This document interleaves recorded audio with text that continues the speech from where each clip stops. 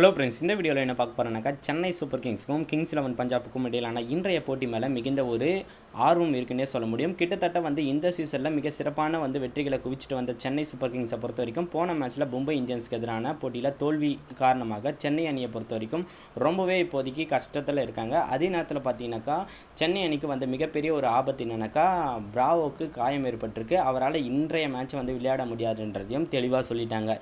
இதனால் Chennai super Kings எப்படி Kings 11 பஞ்சாபை எதிர்கொள்ள போறாங்க. பிராவோவை பொறுத்த வரைக்கும் ஸ்லோயர் ஒன் கடைசியில் டெத் ஓவர்ஸில் மிக சிறப்பாக போடக்கூடியவர்.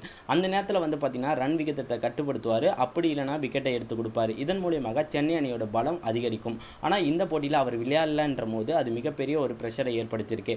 அதே நேரத்தில் பேட்ஸ்மேனாகவும் இக்கட்டான சூழ்நிலையை காப்பாற்றக்கூடிய ஒரு மிக சிறப்பான ஒரு பேட்ஸ்மேனாகவும் பிராவோ அவர்கள் விளங்குவார்.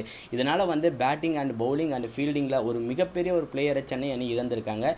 இதுலேருந்து ஈடு கட்டுறதுக்கான வாய்ப்புகள் இன்றைய போட்டியில் சென்னை அணிக்கு இருக்குமா? இதை டோனி எப்படி கையாளுவாருன்னு நீங்கள் ஃபீல் பண்ணுறீங்க? அதை மறக்காமல் கீழே இருக்க கமெண்ட் பாக்ஸில் கமெண்ட் பண்ணுங்கள்.